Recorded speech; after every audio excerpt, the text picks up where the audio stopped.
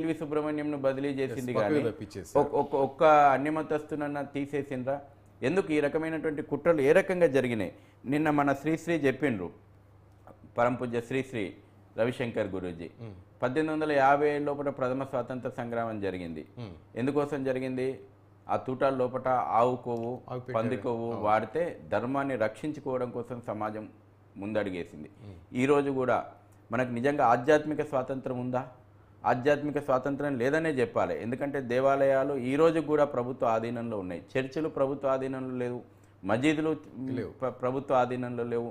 కానీ రాష్ట్ర ప్రభుత్వాలు ఈ దేవాలయాల వ్యవస్థను తమ ఆధీనంలో పెట్టుకొని ఆస్తులు అన్యాక్రాంతం చేసుకుంటున్నాయి. 4.5 లక్షల ఎకరాల దేవాలయాల భూములు అన్యాక్రాంతం అయిపోయినాయి. తిరుపతి ఆస్తులను జగన్మోహన్ రెడ్డి ప్రభుత్వం వచ్చిన తర్వాత ఆస్తులను అమ్మేయాలనేటువంటి ప్రయత్నం చేసింది. ఆ మధ్యన ప్రజల నుంచి తీవ్ర నిరసన వెలువెత్తిన తర్వాత వెనక్కి తగ్గింది. లక్షలాది ఎకరాల దేవాలయాల భూములు ఈరోజు కూడా భద్రాచలానికి సంబంధించినటువంటి పురుషోత్తమపట్నంలో ఉన్నటువంటి 912 ఎకరాల భూమి అన్యాక్రాంతమై చర్చిలు వెలిసినాయి. అందులో భద్రాద్రి రాముని భూమి లోపల చర్చిలు మసీదులు వెలిసినాయి. ఎందుకు ఈ ప్రభుత్వం, జగన్మోహన్ రెడ్డి ప్రభుత్వం చర్యలు తీసుకోలేదు? స్వయంగా ఆ పార్టీ ఎమ్మెల్యేలు ఎమ్మెల్సీలు దగ్గరుండి వాటి అక్రమ నిర్మాణాలు చేయించిండ్రు. ఈ రకంగా చూస్తుంటే పోతే ధర్మారెడ్డి అనేక వివాదాలకు కేంద్ర బిందువు అయిండు. నిజంగా ఆ రోజు వారి అబ్బాయి చనిపోయారు, అంటే చావును మనము దాన్ని నెగిటివ్ లైన్లో చూడాలి. కానీ చనిపోయిన 12వ రోజు పోయేసేసి కొండ మీదకి పోయిండు. అక్కడటువంటి స్వామీజీలు, అక్కడటువంటి చాలామంది రాజకీయాల కారణంగా అక్కడటువంటి వ్యవస్థలు కూడా నోరు విప్పలేనటువంటి పరిస్థితి. కాబట్టి అనేక మంది చెప్పుతున్నప్పటికీ కూడా అక్కడటువంటి ఆచారాలను కూడా పాటించకుండా ఎంత గర్వంగా వ్యవహరించి ఏ రకంగా భక్తుల మీద, వ్యవస్థల మీద తన అజమాయిషి చూపెట్టారు. కాబట్టి ఈ ప్రభుత్వాలు గతంలో నిజంగా చెప్పాలనుకుంటే హిందువుల యొక్క విశ్వాసాలను కనీసం గౌరవించని ప్రభుత్వాలు అనేక అపచారాలు చేసింది. నేను ఇవాళ తిరుపతి లడ్డు కేంద్రంగానే నేను చెప్తా ఉన్నాను. విజయవాడ రథం సింహాలు మాయమైనప్పుడు ఏం మాట్లాడినరు? ప్రభుత్వంలో ఉన్నటువంటి మంత్రులు అంతర్వేది రథం, మా రామతీర్థం పగిలిన విగ్రహాలే కదా. దేవాలయాల మీద వరుసపెట్టి దాడులు జరిగేది. సుమారు 230, మా దగ్గర ఉన్నటువంటి సమాచారం ప్రకారం 230కి పైగా దేవాలయాలలో విగ్రహాలు ధ్వంసమైతే పగిలిన విగ్రహాలే కదా, ఇరిగిన చేతులే కదా. ఎంత అహంకారంగా మాట్లాడినరు, ఏ రకంగా హిందువుల యొక్క విశ్వాసాలను మీరు ఆటలాడినరు. తర్వాత అనేక విషయాల లోపట హిందువులకు విశ్వాసాలను ఏనాడు కూడా పరిగణలోకి తీసుకోలేదు. హిందువుల యొక్క దేవాలయాల పవిత్రత విషయం లోపల ఏనాడు కూడా శ్రద్ధ చూపెట్టలేదు. అందుకే నేను అంటున్నాను, ప్రాక్టీసింగ్ హిందువులు ఉండాలి.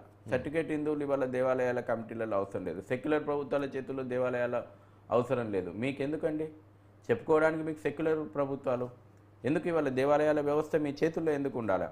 కాబట్టి ఇవాళ రాష్ట్ర ప్రభుత్వాన్ని స్వయంగా ముఖ్యమంత్రి నిర్ణయం చెప్పిండు. National dairy development board report బయట పెట్టిండు, కాఫ్ రిపోర్టును బయట పెట్టిండు. దాన్ని టీటీడీ ఈవో కన్ఫర్మ్ చేసిండు. స్వయంగా రాష్ట్ర ఉప ముఖ్యమంత్రి ప్రాయశ్చిత దీక్షలో ఉన్నారు. వారు ఒక ముందడుగేసేసి చాలా అగ్రెసివ్ ఒక నిర్ణయం.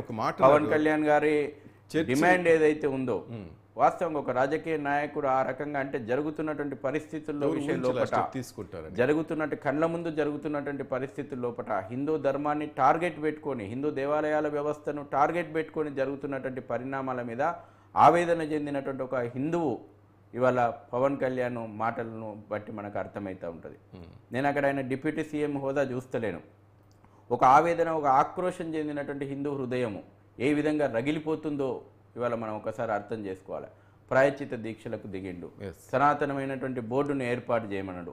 కాబట్టి ఇవాళ రాబోయే రోజుల్లో సిట్ దర్యాప్తును మేము స్వాగతిస్తున్నాం. కానీ హైకోర్టు సిట్టింగ్ జడ్జి తోటి రోజువారీ విచారణ, ఎందుకంటే మళ్ళీ రోజు రాజకీయ విమర్శలు, ప్రతి విమర్శలు. ఒకవేళ ఇప్పుడున్నటువంటి రాజకీయ వ్యవస్థలో ఐజీలకు, డీజీపీలకు, చీఫ్ సెక్రటరీలకు కూడా రాజకీయాలు అంటగడతారు. రాజకీయాలు అంటగట్టకుండా ఏమి ఉండరు. రాజకీయాలు అంటగడతారు, రకరకాల విషయాలను అంటగట్టి పెడతారు. కాబట్టి హైకోర్టు సిట్టింగ్ జడ్జి తోటి విచారణ జరిపించి అది కూడా ఒక టైం లిమిట్ ఫిక్స్ చేసి ఖచ్చితంగా దోషులను ప్రజల ముందర శిక్షించాలి, దోషులను ప్రజల ముందర పెట్టాలా. తర్వాత భూమన కరుణాకర్ రెడ్డి మీద ధర్మారెడ్డి మీద, వైవి సుబ్బారెడ్డి మీద వెంటనే ఎఫ్ఐఆర్ నమోదు చేయాలి జగన్మోహన్ రెడ్డి మీద. ఎందుకంటే ప్రాథమికమైనటువంటి ఆధారాలు ఉన్నాయి. ఇంతకు మించి ఆధారాలు ఇప్పుడు రేపు హైకోర్టు సిట్టింగ్ జడ్జి విచారణ జరపాలన్నా మీరు చెప్తున్నారు ఆధారాలు ఉన్నాయి, అందరికీ కనిపిస్తూ ఉన్నాయని. కానీ నిన్న వాళ్ళ ప్రెస్ మీట్లు చూస్తే ఎంతసేపు వెన్నుపోటు పొడిచాడు మామకి ఇలాంటి చంద్రబాబు, ఆయన ఏదో ఈ 100 రోజు పాలనను కప్పిపుచ్చుకోవడానికి ఈ లడ్డూని పైకి తెర మీదకి తీసుకొచ్చాడు, ఇటువంటి కామెంట్ చేస్తూ వాళ్ళు మేము ఎటువంటి తప్పు చేయలేదు అంటున్నారు వాళ్ళు. అందుకే విచారణ ఎదుర్కోవడానికి మీకు భయం ఎందుకు? ఇవాళ ఎందుకు హైకోర్టును తలుపు తడుతూ ఉన్నారు రిపోర్ట్లు ఆపమని? తప్పు జరిగిందనేటువంటి విషయం మీకు కూడా ప్రాథమికంగా సమాచారం ఉంది కాబట్టే కదా ఇవాళ హైకోర్టుకు పోయింది ఎవరు? ఎందుకు ఇవాళ ఆ రిపోర్ట్లను ఆపాలని అంటున్నారు? తప్పు జరగకపోతే అవి బహిర్గతం అయితే వచ్చిన నష్టం ఏంది తెలియనియండి. కోటాను కోట్ల యొక్క ఒకవేళ నిజంగానే చంద్రబాబు నాయుడు తప్పుడు ప్రకటన చేసిండా, నిజాలు నిగ్గుదేలనియండి బయటకు వస్తాయి. ఇవాళ మీ తెలుగుదేశం పార్టీ లేకపోతే వైఎస్ఆర్సీపీ పార్టీ రాజకీయ పార్టీలకు సంబంధించినటువంటి విషయం కాదు ఇది. కోటాను కోట్ల హిందువులకు సంబంధించినటువంటి విషయం ఇది. నిజంగా మీరు విచారణకు సిద్ధంగా అండి, స్వాగతించండి. ఏ విచారణకైనా సిద్ధమని మీరు తప్పు చేయనటువంటి వాళ్ళైతే ఏ విచారణకైనా మేము సిద్ధమనేటువంటి ధైర్యంగా ఒక ప్రకటన ఎందుకు చేయలేకపోతున్నారు? దీని వెనకాల కుట్రలు ఏందో తప్పకుండా ఇవాళ భక్తులకు తెలియాల్సినటువంటి అవసరం ఉంది. ఇవాళ మీరు రాజకీయ విమర్శలు మళ్ళీ 20 ఏళ్ల క్రిందం రాజకీయ విమర్శలు 30 ఏళ్ల క్రిందికి వేసేసి దీన్ని డైవర్ట్ చేయాలనేటువంటి ఆలోచనలు మీరు ఉన్నారు. కానీ నిజంగా మీరు తప్పు చేయనటువంటి వాళ్ళైతే విచారణకు సిద్ధం కండి. మరొక మాట కూడా అన్నారు ఆయన, దీంట్లో అంతా టీటీడీ బోర్డులో బీజేపీ వాళ్ళు ఎక్కువ అంటూ సాక్షాత్తు మాజీ ముఖ్యమంత్రి ప్రధాని మోదీ జగన్కి లేఖ రాశారు. మీ వాళ్ళు ఎక్కువ ఉన్నారు సార్ దాంట్లో. ఎవరున్నారు? టీటీడీ బోర్డు ఎవరున్నారు? కామెంట్ పెట్టారు. జగన్ దాంట్లో ఎవరున్నారు? 8 పేజీల లేఖ రాశారు ఆయన. ఎవరున్నారు? నేను కూడా ధర్మారెడ్డికి లేఖ రాసిన, ఇదే జగన్మోహన్ రెడ్డికి కంప్లైంట్ ఇచ్చిన ఆయన చేస్తున్నటువంటి తప్పుల మీద. నాకు 26 పేజీల లేఖ రాసిండు. 26 పేజీల లేఖ రాసిండు. ఓకే. కాబట్టి నేను ఇవాళ జగన్ దీన్ని రాజకీయ కోణంలో డైవర్ట్ చేయాలని చూస్తూ ఉన్నాడు. ఎవరున్నారు చెప్పమనండి. 8 పేజీల లేఖ నేను ఇవాళ విశ్వ హిందూ పరిషత్ నుంచి నేను డిమాండ్ చేస్తా ఉన్నాను, ప్రభుత్వం అధినేతగా నువ్వు అపాయింట్మెంట్ చేసినటువంటి బోర్డు, నీవు అపాయింట్మెంట్ చేసినటువంటి చైర్మన్లు గతంలో వైవి సుబ్బారెడ్డి, భూమన కరుణాకర్ రెడ్డి. అరే నేను క్రిస్టియన్లు ఉంటున్నారు అంటున్నా నేను.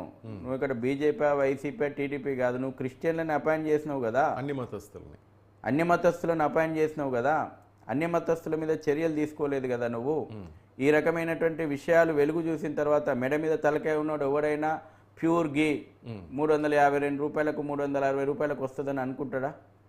ఏ రకంగా మీరు రాజీ పడ్డారు? దాంట్లో ఇంకా వీళ్ళ కమిషన్లు పొంగి ఇంకెంత కోట్ చేసింది, ఇంకా తక్కువ వస్తుంది అంటే ఇంకెంత నాణ్యత విషయంలో ఏ రకంగా రాజీ పడ్డారో మనకు చాలా స్పష్టంగా అర్థమవుతా ఉంది. కాబట్టి ఈ రకంగా ఇవాళ తిరుమల విషయం లోపట డబ్బులను డైవర్ట్ చేసింది నువ్వు కాదా? తిరుమల యొక్క డబ్బులను ప్రభుత్వ పథకాలకు డైవర్ట్ చేయాలని చూసింది నువ్వు కాదా?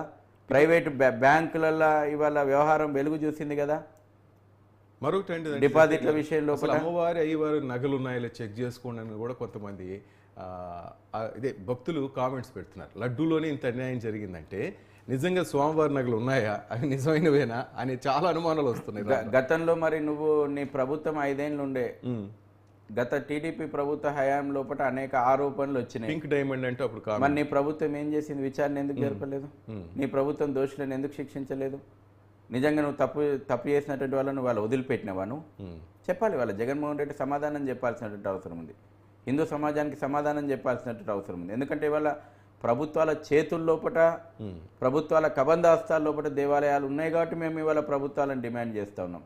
మాకేందండి దౌర్భాగ్యము? నిజంగా ఇవాళ ఈ ప్రభుత్వాల చేతుల్లోపల దేవాలయాలు లేకుండా ఉంటే, పూజ్య స్వామీజీలు, పూజ్య పీఠాధిపతుల యొక్క మార్గదర్శకత్వం లోపల మార్గదర్శక మండళ్ళు, సనాతన ధర్మ బోర్డుల ఆధ్వర్యం లోపల దేవాలయాలు ఉంటే ఇవాళ ఈ ఆరోపణలు, ఈ రాజకీయ ఆరోపణలకు తిరుపతి కేంద్ర బిందువు కాకపోతుండే కదా. ఏ రకంగా ఇవాళ అహంకారపూరితంగా మాట్లాడుతున్నారు, రాజకీయ పునరావాస కేంద్రంగా మార్చిండ్రు. నేను గతంలో ఇవాళ నేను చాలా సున్నితమైనటువంటి విషయాలే, తిరుమల కొండ మీదకి పోతారు, రాజకీయ స్టేట్మెంట్లు ఇస్తారు, కొండ బయట దేవుని దర్శనం చేసుకొని వచ్చి పొలిటికల్ స్టేట్మెంట్లు ఇస్తారు. అదొక పొలిటికల్ యాక్టివిటీకి సెంటర్గా మార్చారు. మాట్లాడకూడదు అని అక్కడ ఒక ఆధ్యాత్మిక పవిత్రతను దెబ్బతీసిండ్రు. ఇదే జగన్మోహన్ రెడ్డి జై కొట్టించుకున్నాడండి. తిరుమల కొండపైనకి అన్యమతస్తులకు సంబంధించి కానీ రాజకీయ నినాదాలు కానీ ఇవ్వడానికి వీల్లేదు. ఇదే జగన్మోహన్ రెడ్డి అహంకారపూరితంగా జై కొట్టించుకున్నాడు, ఫలితం అనుభవిస్తున్నాడు. తిరుమల ఏడుకొండల స్వామి వారితో పెట్టుకున్నటువంటి వాళ్ళు ఎవరు కూడా బాగుపడరండి. ఒకరోజు అటు ఒకరోజు ఇటు, ఖచ్చితంగా శిక్ష ఇక్కడే కనబడుతుంది. జగన్మోహన్ రెడ్డి కూడా నిజంగా ఇవాళ హిందూ దేవాలయాల మీద జరిగిన దాడుల విషయంలో కానీ, అంతర్వేది రథం విషయంలో కానీ, కనకదుర్గమ్మ అమ్మవారి విషయంలో కానీ, తిరుమల తిరుపతి దేవస్థానం విషయంలో కానీ తప్పు జరిగిందని బయటకు వచ్చినప్పుడు ఆ తప్పును కనీసం ఎంక్వైరీ చేయకుండా ప్రభుత్వం చేతుల్లో పెట్టుకొని కనీసం ఏం జరిగింది అని హిందూ సమాజానికి సమాధానం చెప్పకుండా పైపెచ్చు మళ్ళీ మనోభావాల పుండు మీద కారం జల్లినట్టు నీ మంత్రులు ఏ రకంగా వ్యవహారం చేసిండ్రు, నీ అధికారులు ఏ రకంగా వ్యవహారం చేసిండ్రు అందరికీ తెలిసే ఎవరు మాట్లాడలేదు. చాలా పెద్ద తప్పు, అది ఇంకా చాలా పెద్ద తప్పు. పగిలిన విగ్రహాలే కదా అంటాడు, ఇరిగిన చేతులే కదా అంటాడు. ఈ రకంగా పుండు మీద కారం జల్లినట్టు హిందూ సమాజాన్ని బాధ పెట్టారు, ఫలితం అనుభవిస్తున్నారు. మీరు చెప్తున్నట్టు అంతా బాగుంది. ఇంతకుముందు మీరు అన్నారు పీఠాధిపతులు ఇలాంటి వాళ్ళందరికీ దీంట్లో భాగస్వామ్యం కల్పించాలి అని, కరెక్టే. కానీ చిన్నజీర స్వామి గారు కానీ స్వరూపానందేంద్ర స్వామి అసలు దీని గురించి మాట్లాడలేదని హిందూ అభిమానులు కానీ అంతా చాలా బాధ. ఎందుకని వాళ్ళు తప్పకుండా మాట్లాడతారండి, ఎందుకంటే ప్రతిసారి మనం స్వామీజీలను ప్రతిసారి రోడ్ల మీదకి రావాలి. కానీ ఇది పెద్ద ఇష్యూ, కనీసం ఒక కామెంట్ ఇష్యూ ఉన్నది. ధార్మిక పరిషత్ ఏర్పాటు చేసి ప్రభుత్వం వాళ్ళు రోడ్ల మీదకి వచ్చి మీడియా ముందర వచ్చి మాట్లాడాలని మేము కూడా కోరుకుంటలేము. ఎందుకంటే పూజ్య పీఠాధిపతులను ఆ స్థాయిలో కూడా చూడడం మాకు ఇబ్బందికరం. హిందూ సమాజం మేము ఉన్నాం, అవసరం అనుకుంటే మేము వీధి పోరాటాలకు సిద్ధము. ఈ ప్రభుత్వాల మెడలు వంచి మేము హిందూ సమాజాన్ని దేవాలయాల వ్యవస్థను కాపాడుకోవడానికి విశ్వ హిందూ పరిషత్తు, బజరంగ్ దళ్ లాంటి సంస్థలు ఉన్నాయి. పూజ్య స్వామీజీలను మేము రోడ్ల మీదకి రావాలని కోరుకుంటలేం. ప్రభుత్వం ఇప్పుడు వెంటనే స్వామీజీలతోటి సమావేశం ఏర్పాటు చేయాలి. పూజ్య స్వామీజీల యొక్క సూచనలను, పీఠాధిపతుల యొక్క సూచనలు ముఖ్యమంత్రి గారు ప్రకటన చేశారు, స్వీకరిస్తామని చెప్పేసి. శాంతి హోమంతో సంప్రోక్షణ విషయంలో కూడా మేము మొన్న డిమాండ్ చేసినాం. స్వామీజీలను సంప్రదించింది టీటీడీ ఈఓ గారు. అయితే ఇప్పుడు కూడా ప్రభుత్వం కూడా దీర్ఘకాలికమైనటువంటి ప్రణాళిక విషయం లోపల, ధార్మిక పరిషత్ ఏర్పాటు విషయం లోపల, సనాతన బోర్డు ఏర్పాటు విషయం లోపల అవసరం అనుకుంటే చట్టాల లోపల మార్పు తీసుకురావాలి. ఎందుకంటే భారత రాజ్యాంగము ఆర్టికల్ 25 to 28 రిలీజియస్ ఫ్రీడమ్ ఇచ్చింది. ఈరోజు కూడా హిందువులకు రిలీజియస్ ఫ్రీడమ్ లేదా? భారత రాజ్యాంగాన్ని అపహాస్యం చేసేలాగా మీరు మా దేవాలయాలను లాగేసుకున్నారే, హిందువులకు ఆధ్యాత్మిక స్వాతంత్రాన్ని ఇస్తలేరే మీరు? ఈ సోకాళ్ళు ప్రభుత్వాలు, ఈ సోకాళ్ళు సెక్యులర్ ప్రభుత్వాలు, ప్రజాస్వామ్యం అని చెప్పుకుంటున్నటువంటి ఈ ప్రభుత్వాలు భారత రాజ్యాంగం ఆర్టికల్ 25 to 28ను ఉల్లంఘిస్తూ ఉన్నాయి. హిందువులకు ఆధ్యాత్మిక స్వేచ్ఛను ఇవ్వడం లోపల వెనకడుగేస్తున్నాయి. ఈ రోజు కూడా మనకు ఆధ్యాత్మిక స్వేచ్ఛ లేదండి. కాబట్టి ఇప్పుడు చర్చ జరగాల. తప్పకుండా ఈ రోజున పూజ్య స్వామీజీల యొక్క గౌరవప్రదంగా వాళ్ళను ప్రభుత్వం పిలవాలి. ఎందుకు వాళ్ళు మీడియా ముందుకు రావాలి, ఎందుకు వాళ్ళు రోడ్డు మీదకి వచ్చి స్టేట్మెంట్ ఇవ్వాలి? అది అవసరం లేదు. ఈ ప్రభుత్వాల బాధ్యత ఖచ్చితంగా పూజ్య పీఠాధిపతులను, పూజ్య స్వామీజీలను ఒక గౌరవప్రదంగా ముఖ్యమంత్రి సమావేశం ఏర్పాటు చేయాలి. గౌరవప్రదంగా వారి సమక్షం లోపల వారి సూచనలు వారి సలహాల ప్రకారం ఈ ప్రభుత్వం ముందుకు పోవాలి. చట్ట ప్రకారం అవసరమైనటువంటి మార్పులు చేసి అవసరం అనుకుంటే ఒక చట్టాన్ని, ప్రత్యేకమైనటువంటి చట్టాన్ని రూపొందించి పూర్తిగా ప్రభుత్వాల అజమాయిషి నుంచి దేవాలయాల వ్యవస్థను బయటకు తీసుకురావాల్సినటువంటి అవసరం ఉంది. శశిధర్ గారు, మీరు చూస్తుంటారు గోశాల తిరుమలలో